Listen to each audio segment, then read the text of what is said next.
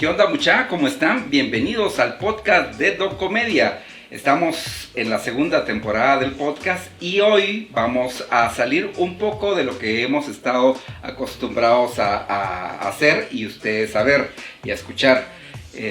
Pues ustedes saben que nuestra temática, nuestra forma es entrevistar comediantes de stand-up comedy. Hemos entrevistado comediantes de aquí de Guatemala, también del extranjero, etcétera. Pero el día de hoy le queremos dar una variante al podcast de Don Comedia y también hablar en broma, hablar de una manera chistosa, porque de eso se trata, de algo que es muy relevante aquí en Guatemala, como es el deporte, y lo es también el fútbol, que despierta muchas pasiones. Y para eso pues tenemos un gran invitado, un invitado de lujo. Nos acompaña en este día en el podcast de Don Comedia el doctor Francisco Aguilar. ¿Qué tal, doctor? Buenísimo, qué gusto saludarte, George. Para mí es un placer estar acá y hablar de deporte siempre se puede en broma, en serio, como querrás. Sí, y despierta pasiones, ¿verdad, doctor? Eso sobre todo hay que tener mucho cuidado, porque a veces son pasiones malsanas y ya vienen los cuentazos. Si vas a tirarme uno, me pongo un protector bucal. Sí, que aquí somos muy fáciles para disparar los cuentazos, ¿verdad? Y entonces hay que andar con cuidado en ese sentido. Doctor, ya más de 25 años en el periodismo deportivo aquí en Guatemala. Sí, más de 30 te diría. Más de 30 34 años en periodismo deportivo. Fue por casualidad. La verdad es que siempre me había gustado el deporte. Ajá. Y de hecho, en el momento en que ingresé, estaba terminando mi tesis de medicina y me topé con un amigo que hacía la producción de la revista Crónica. Entonces me dijo que no tenían quien les escribiera deporte y que sabía que a mí me gustaba. Ajá. Y empecé ahí, hace 34 años, cumplí el mes pasado. 34 sí. años, imagínense, ya bastante tiempo, ya pasó bastante agua. Por eso me pelan las canas. No, pues estamos en la misma, sí, ¿verdad? Por eso hay que ponétela, porque si no vamos a dar mucho luzazo. Sí, entonces está jodida esa situación, ¿verdad? Pues doctor, ya 34 años en el deporte. Obviamente las cosas han cambiado, la tecnología ha ayudado para que el deporte pues sea más visto, sea más seguido por muchas personas. No sé si practicado, creo que también, ¿verdad? Ah, sí, no, de hecho por eso es de que esta persona me contactó, porque realmente yo lo que hacía era hacer deporte, era lo que siempre me gustó más de ir a estudiar. ¿Sí? Más que ir a estudiar, lo que me gustaba eran los recreos para ir a jugar la chamusca. ¿Pero te capizabas para ir a hacer deporte o no? No, fui tranquilo, un par de veces para ir a jugar billar. Ajá. Pero de ahí no, ni lo pensaba. Tal vez que uno se queda en la casa que dice que tiene un dolor de estómago, dolor de cabeza, pero de ahí no. Y peor si eran los días de los partidos o algo así, nunca faltaba para eso. Sí. No, desde niño yo te diría que siempre me llamó la atención el deporte. De hecho, las primeras cosas radiales que me escucharon fueron las narraciones de la Vuelta a Guatemala. Y te podría decir, y ayer lo dije en el programa que tengo, que en radio o solo escucho ciclismo o solo escucho música. Pero no soy un chavo que escuche información o noticias en la radio o incluso los partidos de fútbol. Yo si quería ver un partido me iba a verlo, y si no, solo me enteraba el resultado leyendo los periódicos, porque si no, no. Sí, ahorita me surge una cuestionante al respecto, y he escuchado a muchas personas que ya tienen experiencia, ya sea en literatura, en periodismo, en lo que sea, y los he escuchado y dicen, yo no veo redes, yo no escucho a otros comentaristas. Lo he visto reiteradamente en eso. ¿Es porque no es el gusto o porque no querés escuchar tal vez la opinión de otras personas y que te condicione, te enoje, te moleste, o simplemente es un gusto que no te gusta escuchar? Es interesante, fíjate, porque yo en estas condiciones, digamos, ahora que se transmiten todos los partidos por la tele y por el cable, etcétera, pues sí, uno escucha a muchos de los colegas que están haciendo la transmisión, narrando, comentando, etcétera. La verdad es que en ocasiones, cuando no coincide uno mucho con con el relato de alguien, entonces mejor le baja el volumen y dice, voy a analizar yo únicamente lo que está sucediendo. Y de hecho eso me gusta más, me gusta mucho analizar propiamente. Bajarle volumen. Bueno, lo que está pasando, o sea, lo que está pasando.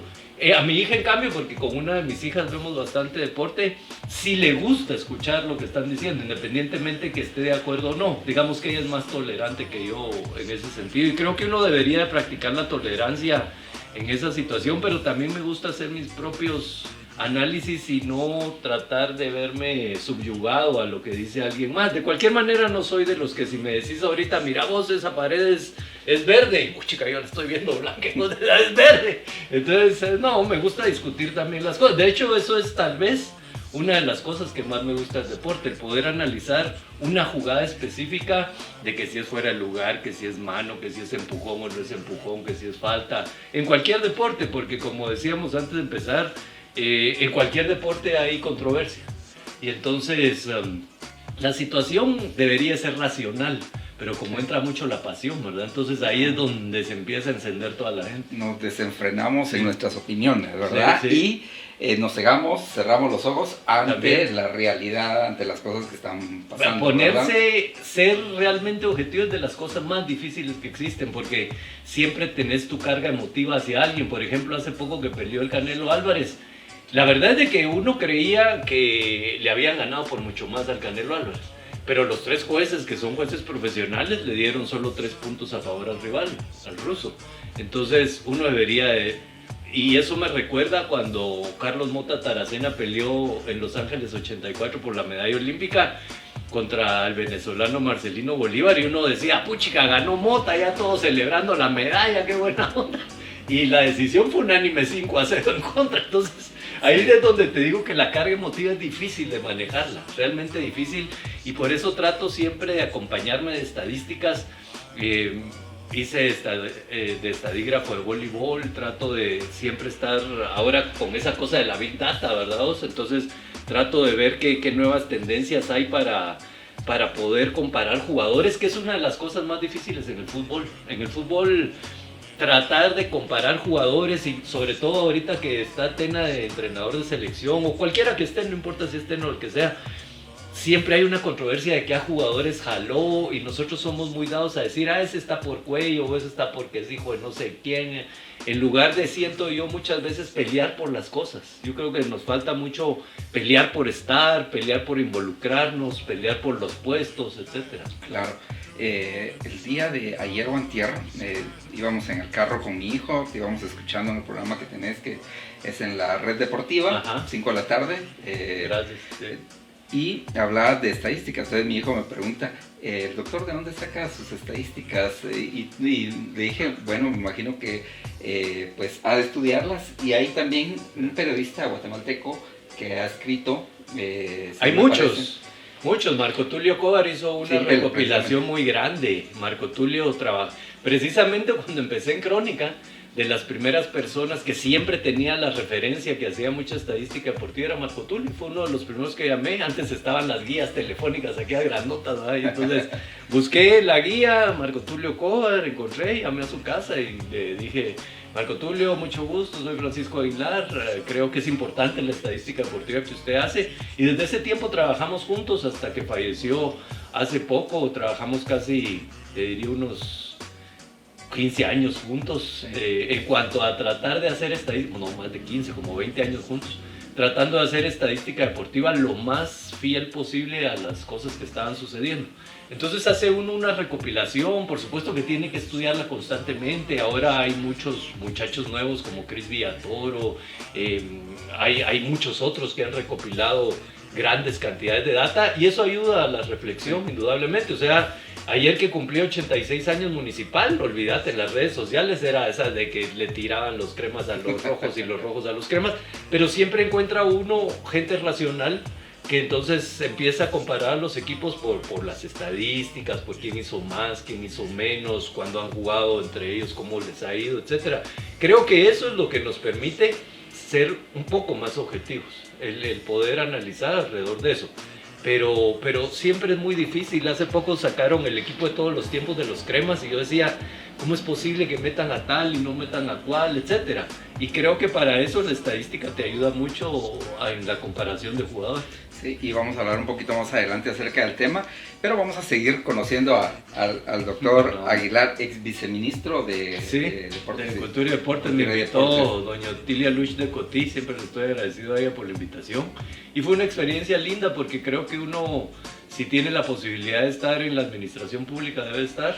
Y hago administración privada y también en el momento de hacer administración pública, básicamente son cosas similares, no iguales, pero similares, en cuanto a tratar de hacer con el dinero que es del pueblo lo mejor que uno pueda. Ahora viene una cuestionante. Desde ese puesto de gobernación, de estar en la luz pública y con fondos públicos, ¿qué de bueno y qué de malo se hace desde ese nicho para que el deporte en Guatemala fracase o salga adelante? Porque creo que el gobierno tiene una gran parte de responsabilidad en lo bueno o malo que pasa en el deporte, porque se administran fondos públicos. De aquí hay que hablar muchas cosas, ¿verdad? Pero sucinto te digo, el 50% lo maneja el gobierno directamente por medio del Ministerio de Educación, la Dirección General de Educación Física, el otro 50% lo maneja el deporte de manera autónoma, es decir, un 50% es el 25% en la Dirección General de Educación Física, el 25% el Viceministerio del Deporte, hay un 40% que es la Confederación Deportiva y un 10% que es el Comité Olímpico. Es una gran cantidad de dinero, se maneja más dinero que toda Centroamérica junto. ¿Sí? Es por eso que tenemos que ganar los Juegos Centroamericanos sí o sí, porque tenemos mucho más dinero. Pero ya se nos está pegando Salvador. Es que El Salvador históricamente con que hagan un poco ya se te acerca. Fíjate vos, si tuvo, por ejemplo, a finales del siglo XX y a principios del XXI, un excelente dirigente deportivo que se llamaba Enrique Molins, se llama Enrique Molins, todavía vive, que hizo las cosas muy bien. Entonces, esa es la parte básica de tu pregunta. Hay que administrar bien.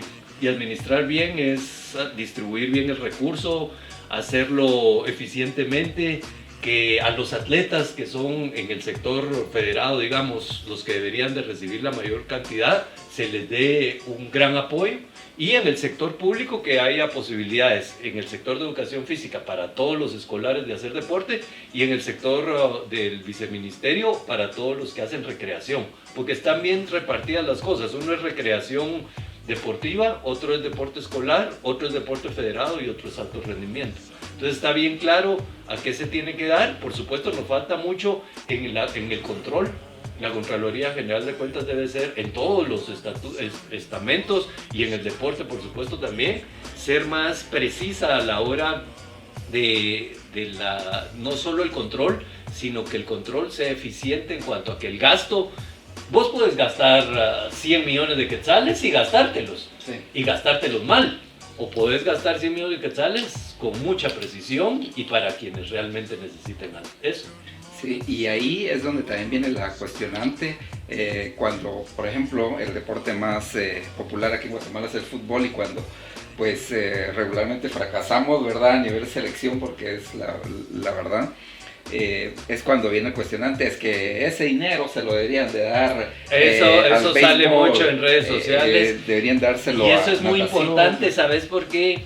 Fútbol es de las federaciones que menos recibe dinero y en relación a todos los que juegan fútbol en Guatemala, es decir, juega más personas fútbol que cualquier otro deporte, sí. Entonces se les da menos dinero por cabeza, pero realmente la diferencia con el fútbol es que el dinero estatal que llega no es mucho, son 5 o 6 millones de quetzales anuales. Por supuesto que vos decís sí, pero si lo dividís ya entre las 22 asociaciones departamentales, porque es de los deportes que tienen asociación en cada departamento, rápido hagamos la mate, 6 millones si son 6, lo dividimos entre 20, por no decir 22 para hacerlo más redondo, estás hablando de 300,000 quetzales al año para cada departamento, al año.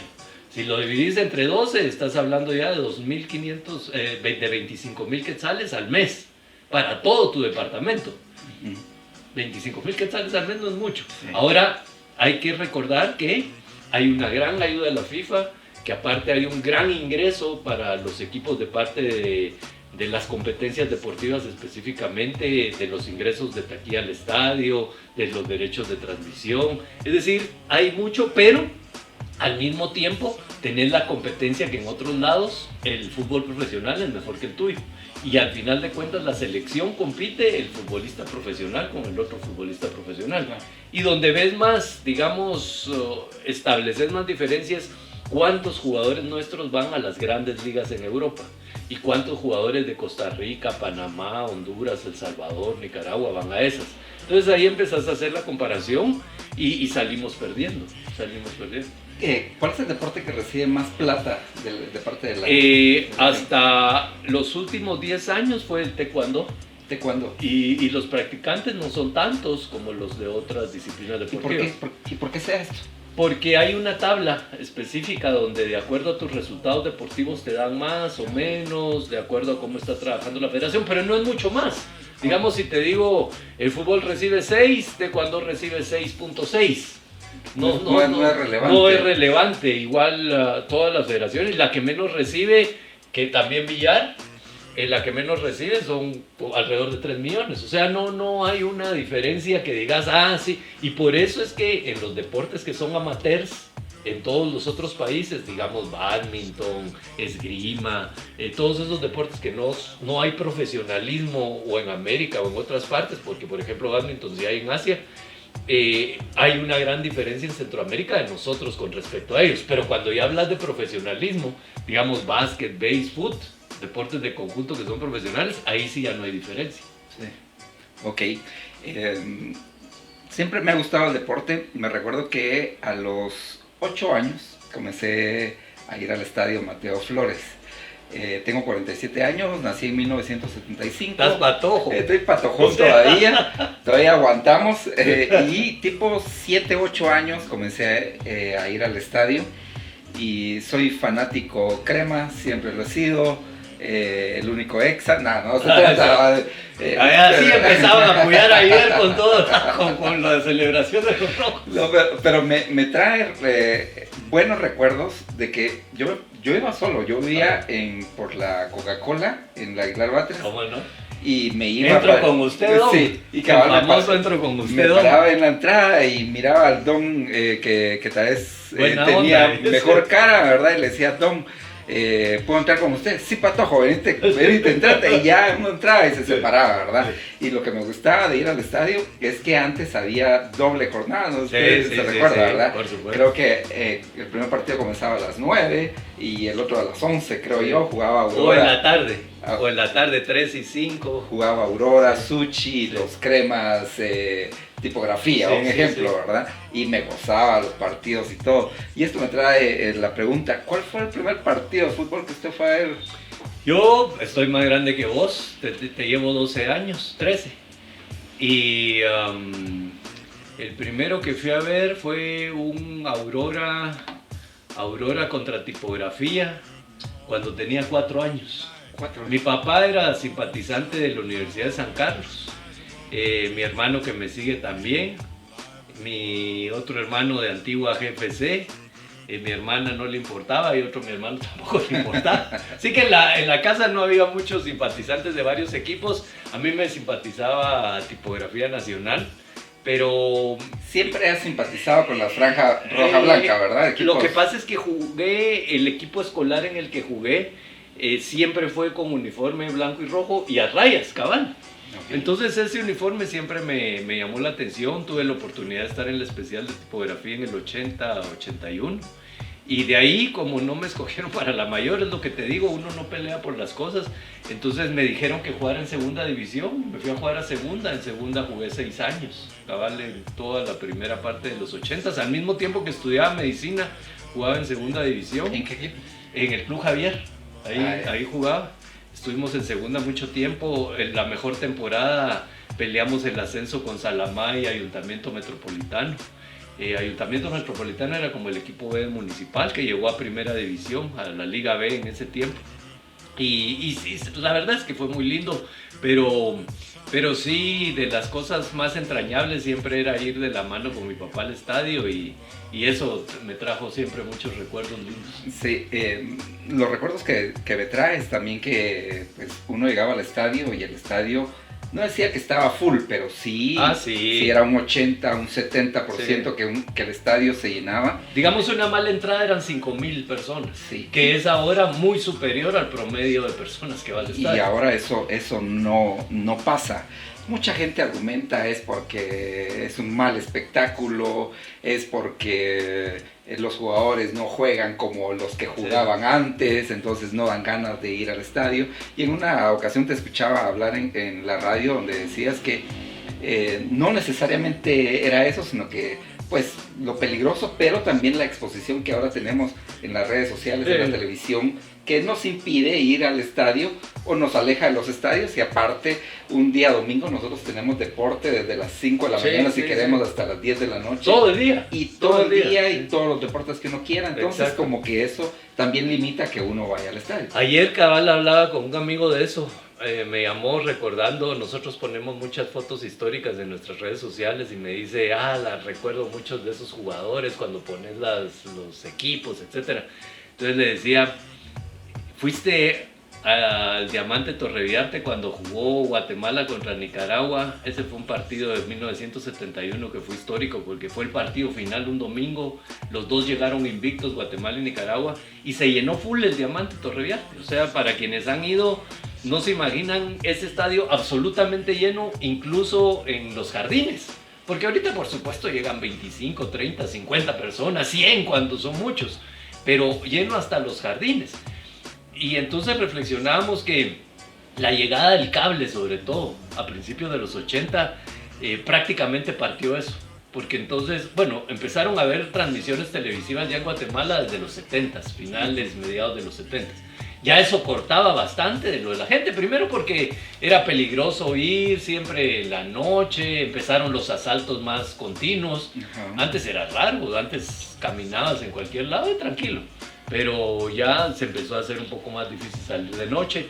Entonces, todo eso fue cortando las transmisiones, y de hecho por eso es que lo más relevante ahora es la transmisión deportiva por televisión.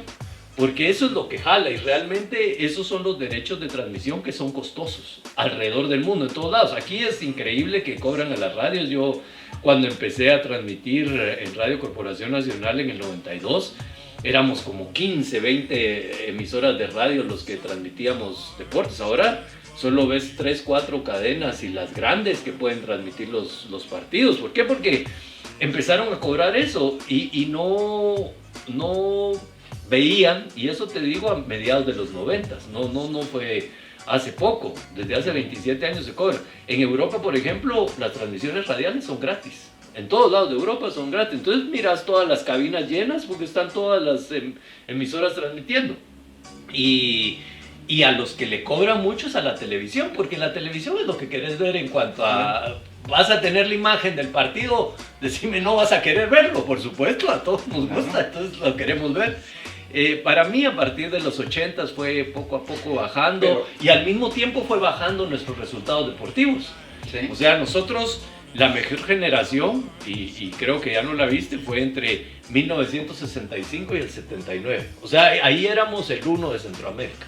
Éramos el 1 en clubes, éramos el 1 en selección, clasificábamos a todas las fases finales a Copa del Mundo. Pero después, en los 80s empezó a bajar, ya en los 80s éramos 2, en los 90 ya 3, a principios del siglo XXI 4, y ahorita somos 5. De Centroamérica, no te estoy diciendo de CONCACAF, de Centroamérica. Entonces eso definitivamente también aleja. Claro, pero doctor, en México pues hay televisoras y los estadios llenos. En Estados Unidos no digamos. Centroamérica, pues no tengo datos para decir Salvador llega más o llega menos, Costa Rica llega más, llega menos, pero uno ve transmisiones de El Salvador, por ejemplo, de Honduras, de Costa Rica, y uno ve que hay más gente que aquí en los estadios de Guatemala. Entonces, ese problema de las transmisiones es un justificante real ¿O por qué? Porque en otros países hay tradición. Es las dos cosas, pero por eso te decía lo del béisbol. Porque el béisbol igual bajó en cuanto a su asistencia de aficionados. El básquetbol también se llenaba al Teodoro Palacios. Es decir, todos los deportes fueron bajando. Nosotros siento yo que somos mucho aficionados deportivos de sillón. Nos gusta ver deporte desde el sillón. No nos gusta practicar tanto deporte. Yo no veo que haya tanta práctica deportiva. Es decir, está la gente que es talentosa para hacer deporte y hace deporte. Pero que masivamente vos veas, ya digamos chamuscas, por supuesto por la situación del tráfico, de la violencia, etcétera. Yo ya no veo chamuscas, yo estoy seguro que cuando vos creciste allá en la Aguilar Batres, seguro que mirabas chamuscas, pero por montón todos los días. No, íbamos a jugar béisbol Yo te puedo decir que no veo una chamusca desde años. Por ejemplo, en la Avenida de las Américas siempre más de alguna chamusca había de patojos que salían a chamusquear a la calle. Yo ya no veo una sola. Sí, ahora es más de colonias, ¿verdad? En las y todas cerradas. Sí, ahí como ya no, ni siquiera podés salir colonia contra colonia. Sí, ahora, doctor, ¿cómo masificar y profesionalizar el deporte y específicamente el fútbol aquí en Guatemala? Bueno, primero con una estructura más sólida, ¿verdad? Por ejemplo, el próximo año supuestamente va a ser torneo de copa. Imagínate que los ingleses hacen torneo de copa desde 1872, hace 151 años, Ajá. 1872, o sea, hay una tradición de hacer un torneo bien hecho hace más de un siglo y medio.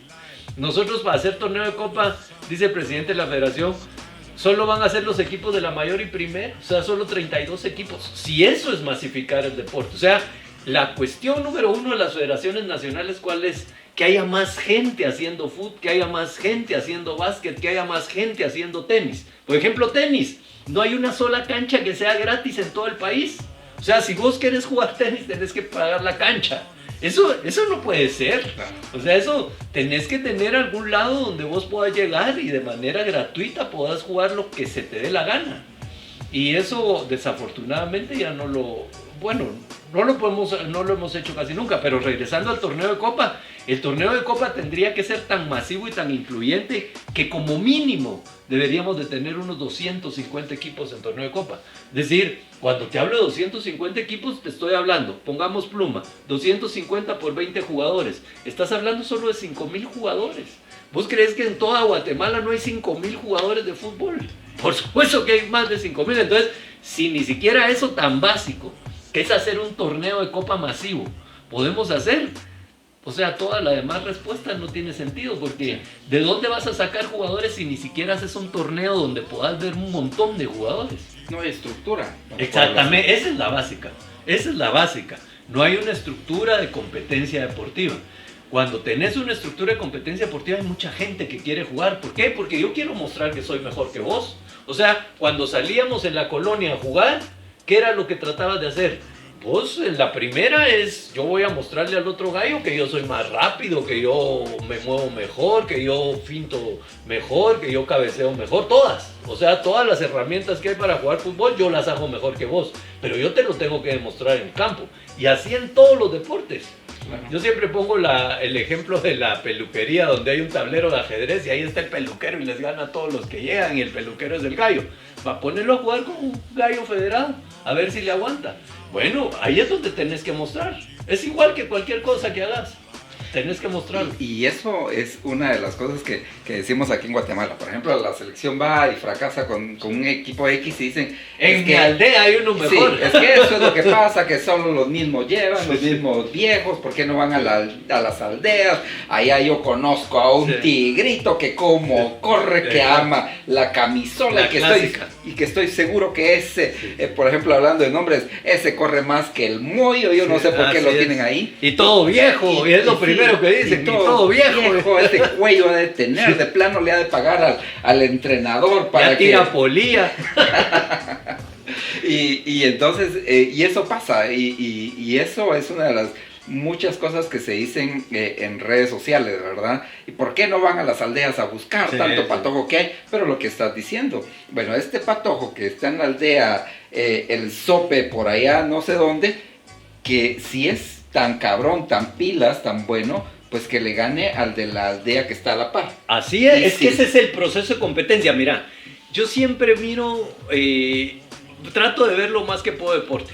Pero hay una serie en Netflix que me contagió que se llama Basketball or Nothing, baloncesto o nada, que es acerca de comunidades indígenas en Estados Unidos y que lo que más juegan es básquet, fíjate. Y jugando básquet entre comunidades y comunidades tratan de sacar a los mejores y de clasificar en Colorado, en Utah, en Nuevo México, todas esas que están por ahí, comunidades indígenas de Estados Unidos, mostrar que son mejores que la otra. Es lo que acabas de decir. Yo tengo que mostrar que soy mejor que el de la aldea al lado, que soy mejor que el de la cabecera departamental, que soy mejor que el de los otros, que soy mejor que el de la otra colonia. Pero si ni siquiera tiene la Federación de Fútbol una estructura básica para hacerlos competir, mucho menos para mostrarse. Pero ellos mismos deberían de buscar ese tipo de cosas. Es decir, no, yo quiero mostrarme, yo soy de la aldea en San Francisco Zapotitlán, soy de una aldea de San Francisco y quiero ir a Mazate a mostrar en Suchitepeques que soy el mejor. Y de verdad hay equipos como Suchi que hacen un trabajo de detección de talento bueno. O sea, ahí hay gente que es de Samayá, como Minor Pop, hay gente de Suchi, como de San Antonio, como Freddy Villanueva, de San Bernardino, como Ricardo Jerez. Muchísima gente que salió de cada comunidad y fue a parar a Suchitepeques porque lo querían. Ahora, en Suchitepeques ya tenés que mostrar. O sea, como mostró Jerez y entonces se fue a Tiquizati, entonces se fue a Los Cremas. Así es. Claro. Pero todos creen que, por ejemplo, cuando uno dice que Tavo Cabrera y que Eddie Cabrera eran descalzos, no creen. Pero eran descalzos, o sea, la mayoría de jugadores de Guatemala de Liga Mayor, yo te diría un 80-90%, viene de un estrato social bajo y ha salido adelante. Y qué bueno, yo me alegro por todos los muchachos que salen, pero vienen de un estrato social bajo. Pero se rebuscaron las oportunidades. Exactamente, o tuvieron la suerte que los vio alguien, que eso es otra oportunidad que puede haber. En quienes hacen stand-up comedy como vos, igual, ¿verdad? O sea, que alguien te mire y dice, este gallo tiene talento y te dice, no, usted está como para hacer comedia, pero de cinematográfica o comedia teatral y hagamos una temporada en tal lugar. Es lo mismo. Es lo mismo de cualquiera que estamos. Hoy cabal poníamos una cosa de Francisco Alejandro Méndez, que fue Premio Nacional de Literatura en 2017 y el gran escritor. Y él tiene que ver cómo se publica, entonces tiene que escribir y publicar, y ahí tiene que mostrar que es mejor o peor que los otros que escriben. Así es, en todas las cosas es lo mismo. Pero si vos te quedás, yo soy campeón goleador de la colonia y tengo 40 trofeos, ahí miren el trofeón que me dieron. No, si eso no es competir, o sea, competís con los que están arriba. A eso tenés que tratar de llegar. Y los que están arriba son Liga Mayor. Cuando dice, es que Luis Fernando Tena no va a ver el partido de Mixco y Marquense.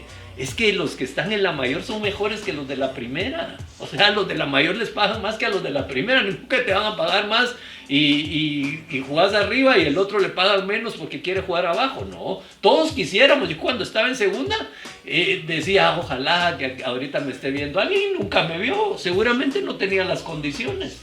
Sí. Para llegar. Hay una regla que la Federación de Fútbol ha puesto, que es que hay que incluir a menores de 20 años. Eso es terrible. Para que puedan tener minutos en sus equipos, ¿verdad? Y creen que con esa regla pues van a salir talentos y entonces el entrenador va a decir, bueno, voy a incluir a 5 menores de 20 años y aquí está el futuro de la selección. Pero uno como entrenador quiere incluir a los mejores. Claro, es que siempre. Si tiene 80 años o 10 años, si es el mejor, lo pongo, ¿verdad? Imagínate que vos haces una comedia teatral y te dice la Dirección General de Bellas Artes, mire, pero aquí por obligación tienen que poner uno menos de 15 años. Pucha, vos decís, ¿y será que se aprende el script? No se aprende el... No, ellos, cuando Charles Chaplin salió, el chavo tenía como 12 años cuando salió. Y era tan talentoso que seguro los que hacían comedia teatral no querían de 12 años porque era talentoso. Si vos ves un patojo que tiene 12 años, si vos ves un patojo que juega fútbol bien y tiene 16 años, como fue Marcos Gianni, como fue el Pescado Ruiz, como fue el Bando Ramírez, como hace años fue Guayito de León, Freddy García, todos ellos debutaron temprano. ¿Por qué? Porque eran buenos. O sea, no tenemos que quebrar la cabeza haciendo medidas que son populistas. medidas absolutamente populistas. Y eso, pero aquí les fascina ese tipo de cosas y entonces se la comen así. Hay que recordar, y ahorita que me decías que cuando tenías 7 años llegaste por primera vez, llegaste en el 82. El límite de edad en Guatemala está desde 1980. Sí, o sea, desde hace 42 años. Lo que no entienden es que eso ha sido similar también con la cantidad de extranjeros que cada vez vienen más. Y eso ha ayudado a la avenida para abajo. Yo lo que no entiendo es que no miran que antes fuimos buenos, de verdad fuimos buenos, por lo menos los mejores de Centroamérica, por lo menos los mejores, pero ahorita estamos quintos, entonces la reflexión debería de ser algo estamos haciendo mal. Entonces, entre las cosas es ese tipo de cosas, seguro que sí. Sí, y les recuerdo, estamos grabando el podcast de Don Comedia. El día de hoy nos acompaña el doctor Francisco Aguilar. Estamos hablando de fútbol, de deporte. Y ahorita viene unas preguntas que yo le quiero hacer, que te quiero hacer con respecto... ¡Oh, dale! Con respecto a las cosas que decimos que nosotros nos las creemos, que pensamos que son verdades y que probablemente son mitos, leyendas urbanas acerca del fútbol o del deporte. Y... por ejemplo, la primera pregunta, el 2-0 es el marcador más mentiroso, pero lo más tremendo de esto es que uno escucha a gente, voy a decir nombres, ESPN, Fox, etcétera, y gente que tiene años en esto y dice... van 2-0, pero recuérdense que el 2-0 es el marcador más mentiroso. Y cabal empatas 2-2 y dicen, vieron que les dije que el 2-0 era, pero no. Eso es terrible, mira, porque eso primero nos habla del desconocimiento básico en matemáticas y en estadística. Porque cualquiera que haga una simple agrupación de datos estadísticos sabe que no es cierto. Que el 0-0 es el que más cambia, que después cambia más el 1-0, que después cambia más el 1-1, que después cambia más el 2-1, que incluso cambia más el 3-2. El 2-0 es el séptimo marcador que más cambia, de manera natural. Entonces... de manera lógica, ¿verdad? Exacta, eso es, de manera lógica. O sea, la lógica científica, la lógica estadística y matemática es eso, pero siempre tratamos de hacer como una nube, yo digo de esotérica, fíjate vos, o sea, nos gusta así que nos hagan una limpia, que nos lean la mano, que nos miren el iris, es decir, hay muchas cosas que es interesante en cuanto a eso, porque buscamos una explicación como más mágica y misteriosa. De hecho, por eso nos fascina tanto la ficción. A mí me gusta la ficción, pero sé que es ficción. Sí. O sea, que puede ser parecida a la realidad también, y entonces uno tiene que reflexionar sobre eso, pero hay datos que simplemente son falsos absolutamente, y ese es uno de esos. Lamentablemente los repiten simplemente como loros. Sí, y ahorita, no reflexionan. Ahorita que estás hablando del misticismo, de que somos muy místicos, ¿sí? Tengo como un chiste acerca de eso, pero que también es una realidad que pasa en nuestro fútbol, y no solo acá, sino que creo que a nivel mundial.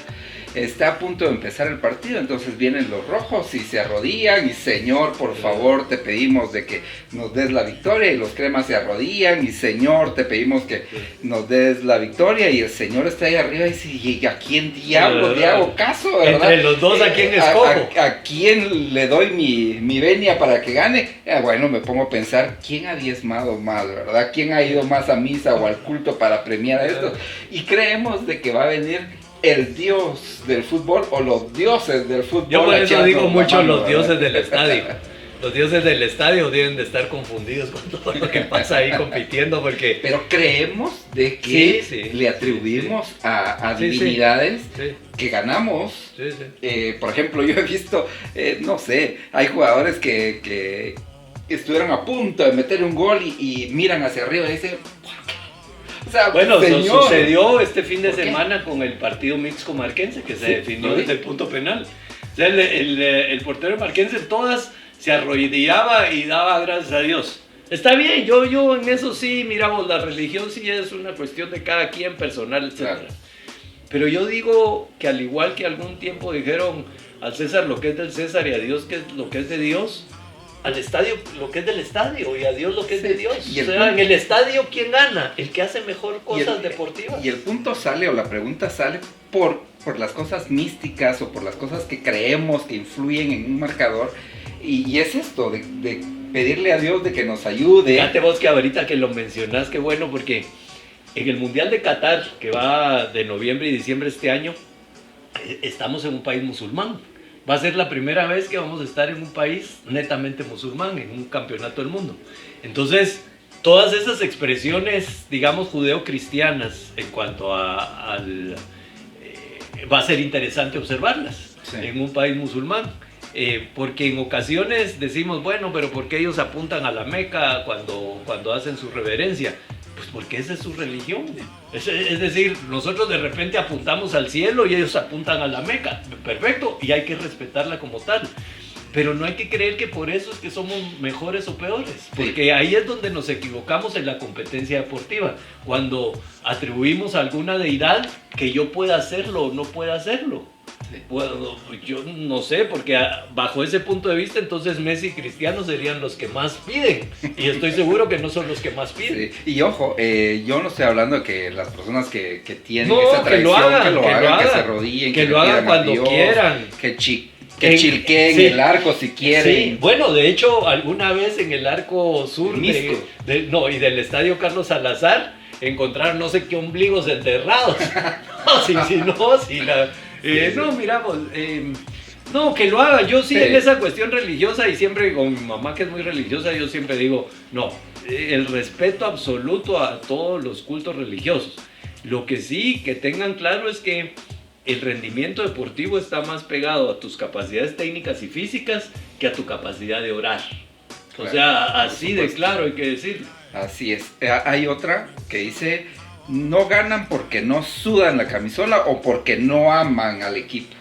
Creo que todos sudan la camisola. Todos la sudan, todos aman, todos queremos ganar.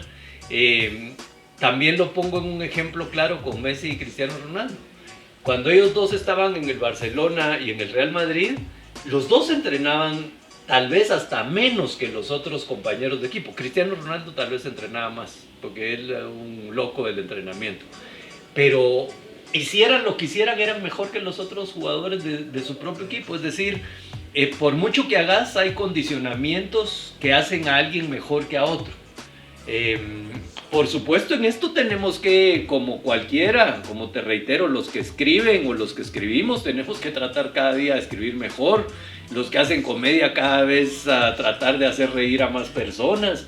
Es decir, esa es nuestra misión. Ahora, hay quienes lo hacen mejor y ante eso no hay nada más que hacer que o aprenderles o simplemente admirarlos. Claro, claro. Tengo 5, van 3, la cuarta. Ojalá que una no sea así. Dice, la afición pesa para que un equipo pierda o gane. Por ejemplo, Xavi, ahorita que perdió con el Frankfurt, uno de sus argumentos dijo, es que no es posible, parecía que estábamos de visita porque habían más fanáticos del equipo alemán, y dejó entrever de que como que eso influyó para que el Barcelona haya perdido. Y el otro ejemplo es el Real Madrid contra el Manchester City. En el minuto 89 creo que iban perdiendo y necesitaban 3 goles, y en cuestión de 3-4 minutos los hicieron, y dijeron, es que el aficionado número 12 influyó para que el Real Madrid hiciera esa cantidad de goles. Ahora yo te pregunto, doctor, ¿es cierto que el aficionado influye a tal punto de que un equipo gane o pierda? En algún momento debe influir en el árbitro, sobre todo, fíjate vos, porque el árbitro está expuesto a la presión de todo el público, y entonces puede de repente marcar algo a favor o en contra debido a esa presión que tiene todo el público. El jugador mismo se puede sentir encendido por ese aliento constante que tiene alguna afición, pero volvemos a la misma. Si eso fuera cierto, todos los equipos locales en un campeonato del mundo ganarían, y cuando son equipos locales malos como Sudáfrica ni siquiera pasan de la primera ronda. Cuando son equipos buenos como Brasil y jugando en su propio estadio, y las 2 veces que fueron locales, en una perdieron contra Uruguay y solo necesitaban empatar porque esa vez se hizo una cuadrangular final en el 50, y la otra, que fue hace poco, en el 2014, ¿Quién iba a pensar que Alemania les iba a ganar 7-1 con el rugido de todos los aficionados brasileños, con la presencia de ellos ahí, 5 veces campeones del mundo, jugadores como Neymar? No podía creer que uno iba a ver eso. Y lo vimos que ganaron 7-1. Entonces, se le atribuye una cosa, yo siento que más en la vía del mercadeo deportivo y en la misma vía del mito y la leyenda urbana, de que yo estuve ahí y hice que mi equipo ganara. Entonces te sentís como parte, te sentís satisfecho, vos hiciste lo que tenías que hacer. Y muchas veces llegan a los extremos de creer que si vos como aficionado agredís a un jugador del equipo contrario o haces que lo expulsen porque le tiraste una cáscara de banano, una cáscara de naranja o lo que sea, y le cayó y se puso como la gran puerca y entonces vino y le chapeteó la cara al otro, entonces ganaron por vos. Y eso realmente creo que es ir en contra del espíritu deportivo, de que tenés que ganar porque tenés armas superiores al rival, y entonces distorsiona absolutamente todo.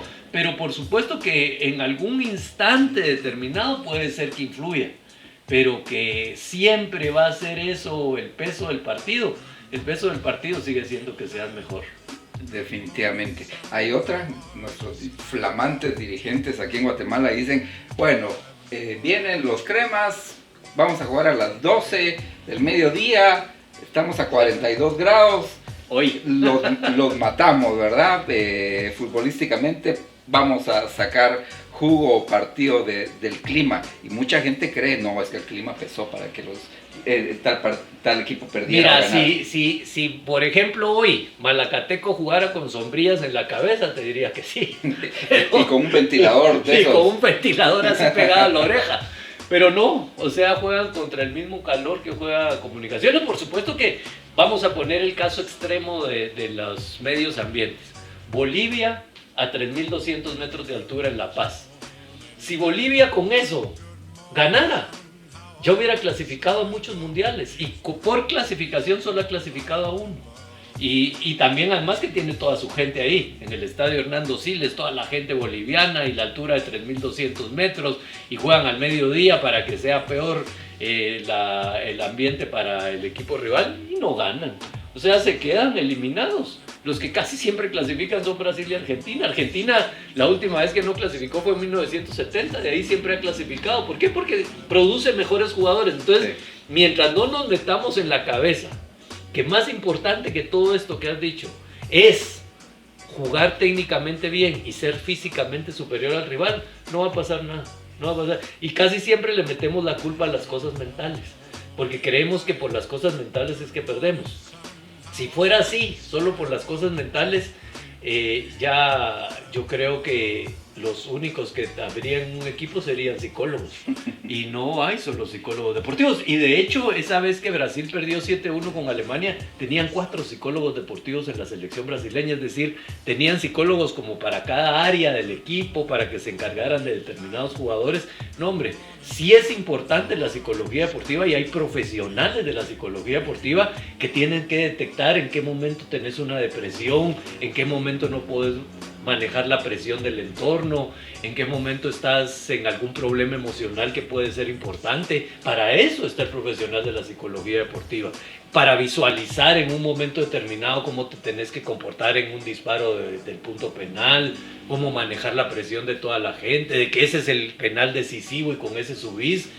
Por supuesto que para eso está el psicólogo deportivo, pero no te podés imaginar todo lo que pasa. A mí realmente hoy cabal leía una cosa que venía en un cable internacional, que hoy juegan el Eintracht Frankfurt de Alemania contra el Rangers por la final de la Europa League. Y decía, y viene con una moral buena el Eintracht Frankfurt porque le ganó al Barcelona. O sea, ¿eso cómo? ¿O cómo lo determinas?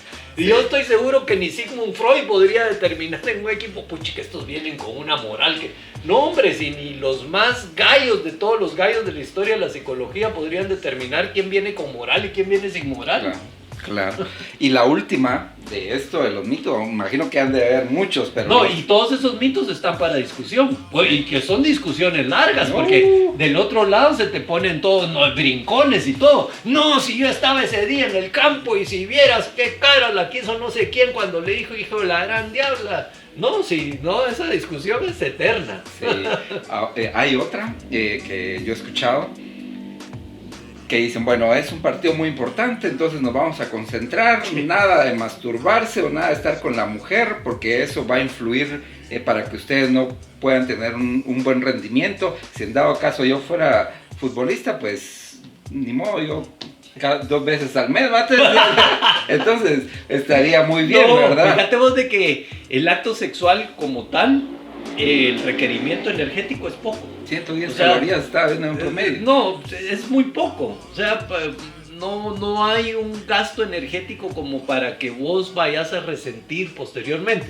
Muchos incluso los dejan libre porque es una situación hasta para relajarse, para bajar un poco la presión, etc. Claro. Pero eso también es una cuestión muy personal.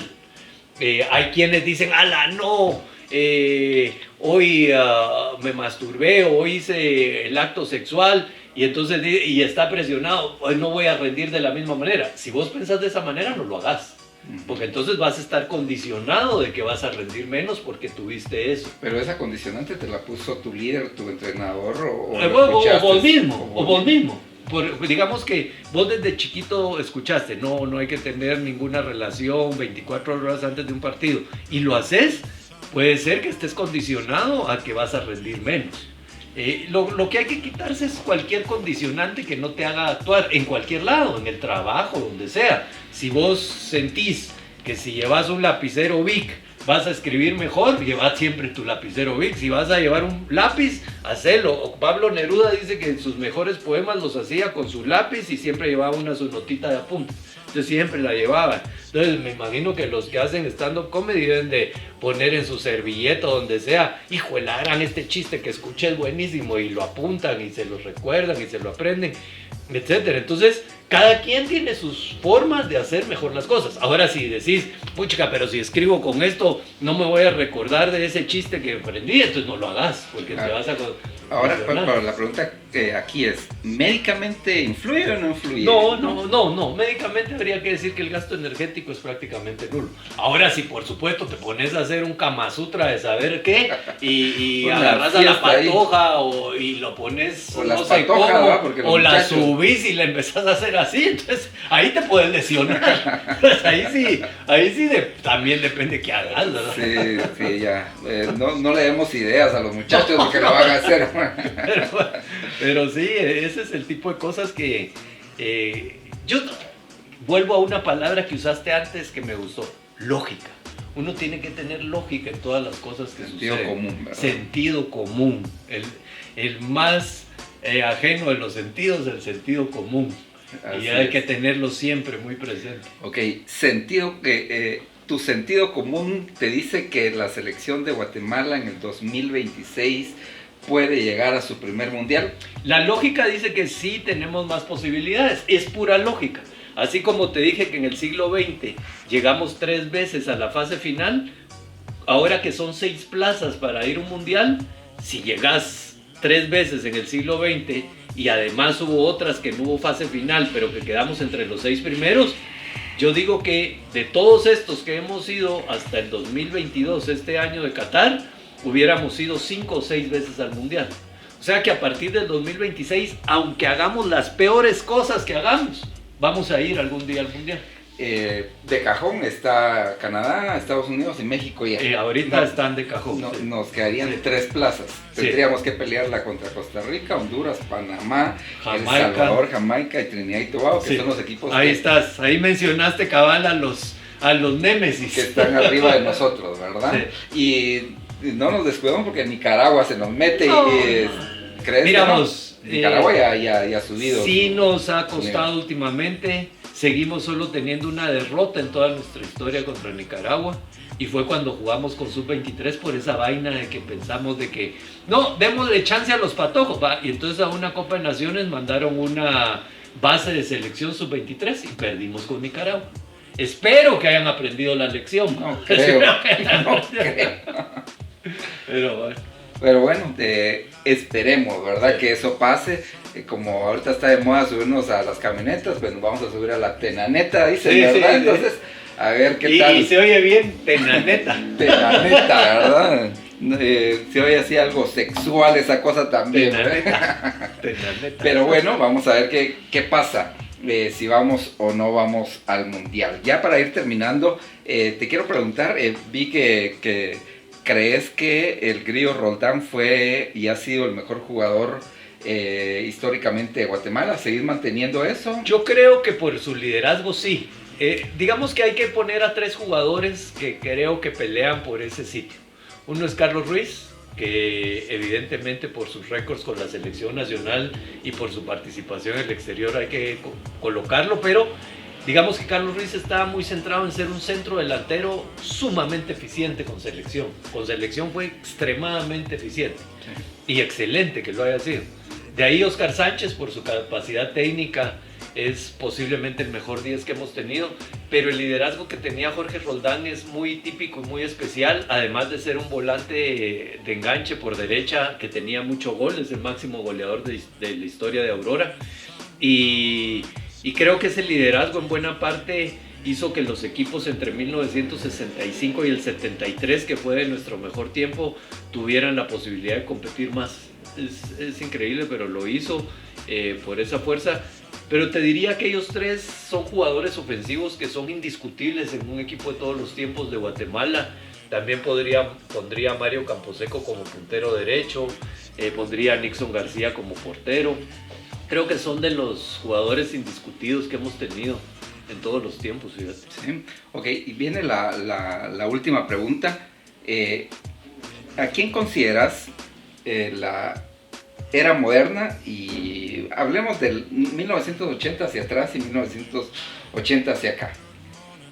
El mejor portero, mejor defensa, mejor volante y mejor delantero guatemalteco y después internacional.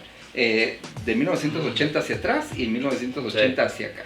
De 1980 hacia atrás, el mejor portero Nixon García, el mejor defensa Tony Ewing, el mejor volante Jorge Roldán y el mejor delantero.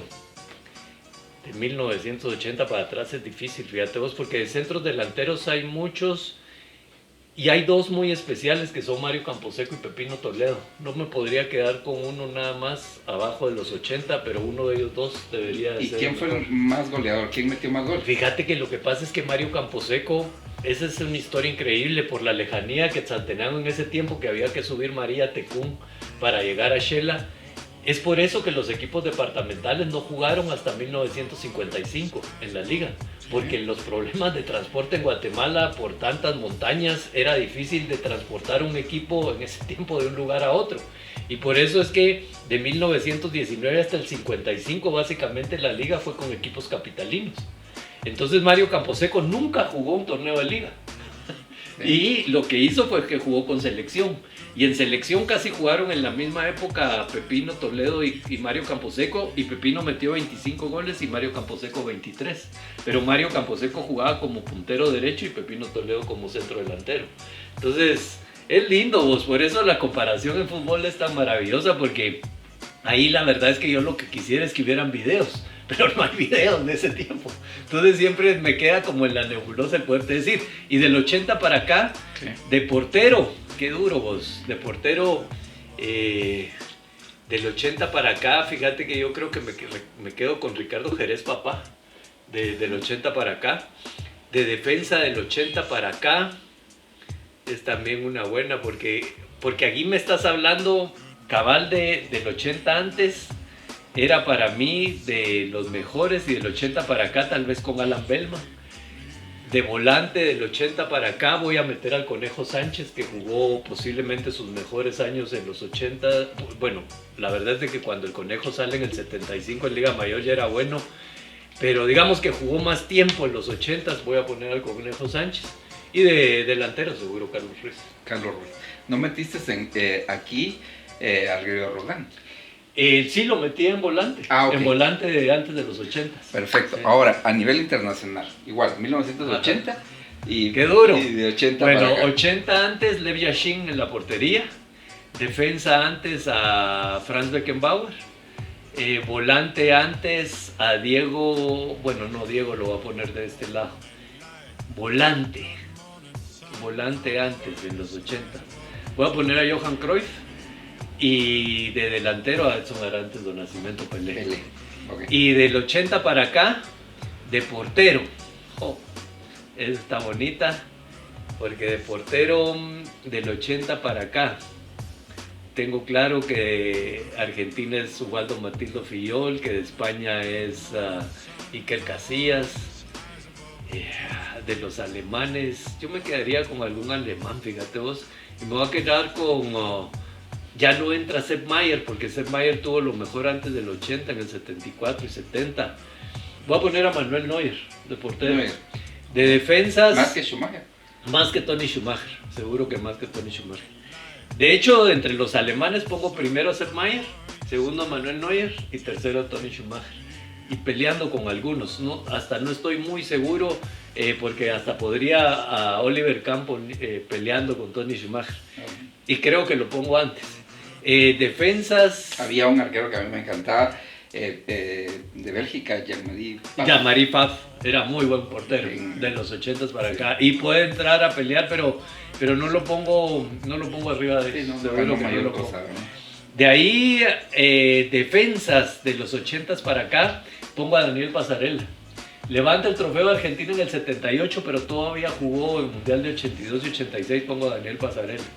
De volante a Diego Maradona. Y de delantero voy a parecer argentino, y de verdad que no me gusta Argentina porque a mí me gusta más Uruguay y Paraguay en cuanto a gusto deportivo. Y casi me siento profano de no poner a ningún brasileño, fíjate vos, ¿Sí? porque adelante te voy a poner a Lionel Messi, fíjate. No No, a Cristiano. Álvaro Ronaldo. Fíjate que Lionel Messi, Cristiano, como goleador, si me decís, yo necesito un goleador para este partido, si no lo dudo, Cristiano Ronaldo. Ahora, si me decís un jugador más completo, pongo a Lionel Messi, a pesar de que Cristiano Ronaldo maneja mejor juego aéreo, maneja mejor los dos perfiles, pero Lionel Messi es más desequilibrante que el mano a mano. Okay. Entonces... la eterna pelea entre Messi y... mira vos, yo siento de que toda esta Ronaldo. generación del siglo XXI ha tenido la dicha de ver jugadores como Ronaldinho, todavía como Ronaldo Luis Nazario, como Lionel Messi y como Cristiano Ronaldo. Solo esos cuatro son monstruos. Y en tenis, Djokovic, Federer y Nadal. Monstruos. Entonces, creo que hay mucho. Todavía el deporte ahorita está en un pináculo excelente para los que nos gusta el deporte. La verdad es que se la goza uno de principio a fin. Así como me he gustado de este stand-up. El mejor jugador de la historia. Está entre Edson Arantes, Diego Maradona y Lionel Messi. La verdad es que para mí está entre Pelé y Diego Maradona. A Messi no sé, algo siento que le falta como para entrar. Y si me decís en una chamusca, miren, tenemos para escoger entre Pelé y Maradona, escojo Maradona. ¿Crees que tu percepción cambiaría si Messi sale campeón en esta Copa? Posiblemente sí, porque en este equipo argentino que tiene buenos jugadores, hay que reconocer que Lionel Messi, a pesar de que es un tipo apagado, tiene un liderazgo especial. Pecho frío le llaman los muchachos. Sí, a mí no me gusta llamarlo así porque alguien que ha ganado tanto como él no puede ser pecho frío. Alguien que enfrenta tantos marcadores como él no puede ser pecho frío. O sea, alguien que ha jugado con tantos jugadores tan buenos y ha mostrado que es bueno, no puedes decirle pecho frío. De verdad, ese es como decirle pecho frío a alguien que se para enfrente de 5,000 personas y trata de hacerlas reír. De verdad que no lo es. Párate aquí Sí, me hablas, ¿va? sí, párate aquí me hablas. Porque... No, él de lo que menos tiene es de pecho frío. De verdad que hasta me indigna cuando le dicen eso, fíjate vos, sí. O como decir, Pelé no podría haber jugado ahora.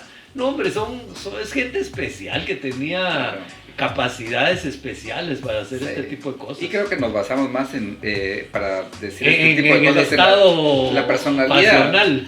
Y la personalidad de Messi probablemente sea un tipo apagado, tímido, introvertido, pero eso no quiere decir que sea pecho frío, que no ame lo que hace o que no corra lo que corre. Pues, sí, lo que pasa es que seguramente se apagará mucho cuando va perdiendo y por esa misma personalidad que vos decís, quienes somos introvertidos, porque yo lo soy, no nos gusta estar en el centro de la cosa. Imagínate, perdiste y estás así en el centro de 100,000 personas ahí, sabes que te están viendo 1,000 millones de gente. ¿Cómo vas a estar? Vas a estar apagado. Sí, por supuesto.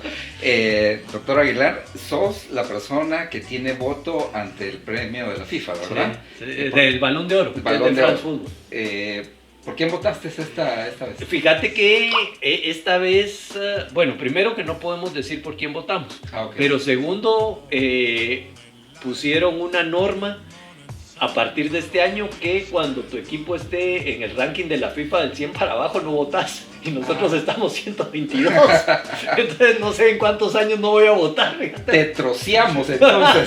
No, mira vos, yo como he dicho, la verdad es de que eso hasta me trae insultos en las redes sociales, fíjate vos, porque si no votas por Cristiano, si no votas por Messi, en esta última si no votaste por Lewandowski, entonces la mara que va por esos chavos te insulta cuando no votas por ellos. Eso se conoce después de que ya escogen a la gente, y cuando aparecen las listas entonces te empiezan a decir que no sabes nada de eso, que sos una bestia, etcétera, etcétera, etcétera. Entonces, bueno, no importa, pero ahorita no voté para mi tranquilidad, fíjate vos. Pero si te hubiera tocado que votar. Yo esperaba siempre el Mundial, porque eso era lo que hacía France Football. Yo siempre pongo el ejemplo de Fabio Cannavaro. Fabio Cannavaro gana el Balón de Oro en el 2006. ¿Vos crees que, por ejemplo, Fabio Cannavaro era mejor que Andrei Shevchenko? Por supuesto que no. ¿Que era mejor que Ronaldinho? Por supuesto que no. ¿Pero por qué lo ganó? Porque Italia ganó esa Copa del Mundo y la ganó por su buena defensa. Entonces, ¿quiénes votaron en ese momento? Votaron por Fabio Cannavaro como un defensa importante de Italia en ese instante. Y por ejemplo, para mí es inaudito que para el Mundial del 2014, habiéndole ganado a Alemania 7-1 a Brasil, siendo campeones del mundo, además teniendo jugadores que con el Bayern habían llegado lejos en la Champions, no hayan votado por ningún alemán. O sea, ahí debió haber ganado un alemán y ganó Messi. Entonces yo no voté por Messi, mis 3 votos fueron por alemanes. Y olvídate, la insultada era así fenomenal. Pero no me importa, como le digo siempre a la gente querida, le digo, si a mí me importara que me insultaran por hacer algún comentario deportivo, mejor me retiro, porque entonces voy a hacer los comentarios de acuerdo a lo que le guste a la gente y no de acuerdo a lo que yo pienso. Claro. El podcast de Oncomedia siempre terminamos con una dinámica, haciendo una dinámica, y le pedimos al invitado de que nos cuente un chiste. Soy malísimo para contar chistes, de verdad. Soy pero muy malo para contar. A veces cuento algunos, sobre todo en el programa cuento algunos cuando estoy, digamos, cuando veo algo y me recuerdo de alguna situación. Y es más, fíjate que vos que haces stand-up comedy, mi héroe de stand-up comedy es Woody Allen. Y Woody Allen, la verdad es que uno lo mira y no da chiste de nada. O sea, yo admiro eso porque es un chavo que vos lo ves, no tiene presencia, no tiene carisma, no tiene nada. Y el chavo hace reír, pero sus chistes son malos. Digamos, uno de los chistes es en Manhattan, está con Diane Keaton, que era como su musa. Y entonces se la quiere cantinear, ¿verdad? Y está bailando con ella, pero el chavo baila re mal, el chavo feo, mala cara, o sea, muy chica, tenía todas para perder, ¿verdad? Entonces viene y se va con su cuate y dice, vos que le cuento, contale algo, lo que sea. Entonces llega el chavo y 1, 2, 3, 4. Tipo de chistes así son los míos, pierde amigos. Pierde seguidores ahora. Pierde seguidores. Sí. No, pues este ha sido el podcast de Oncomedia. Hoy la pasamos muy bien hablando de deporte, hablando de fútbol. Totalmente diferente a lo que hemos venido hablando, pero la verdad es que yo me la pasé muy bien hablando de algo que me apasiona, que me gusta y que en su momento también practiqué y todavía medio practico ahí en la Liga de Veteranos, ¿verdad? ¿Con quién jugás? No, juego ahí en equipos de colonia de barrio. ¿De algún equipo RS? ¿No? Real Sporting es un equipo que yo dirijo, que es de la Liga Fut 7. ¡Qué buena onda! Ajá. ¿En dónde juegan? Jugamos en la liga aquí de Fut 7 y jugamos con diferentes equipos. Está Shela, hay diferentes equipos, ¿verdad? Entonces ahí nos pusimos hoy la camisola de Real Sporting, ¿verdad? Y nos la pasamos muy bien, doctor. Muchas gracias por aceptar la invitación. Espero que también te la hayas pasado muy bien hablando de lo que te apasiona y te gusta. que es el deporte y el fútbol específicamente, ¿verdad? Un gusto, George. La verdad es que la pasé muy bien y ojalá que todos tus proyectos vayan excelentes y que te vaya bien en todo. Muchas gracias y a ustedes por habernos acompañado en este podcast de Oncomedia. Recuerden, síganos en YouTube, en Instagram, en Facebook, en YouPorn, en The OnlyFans, porque ahorita la vida está complicada. XXX. Sí, hay que hacerle a todos. Síganos por ahí, mucha. Este fue el podcast de Don Comedia y nos vemos a la próxima. Muchas gracias. Órale, adiós.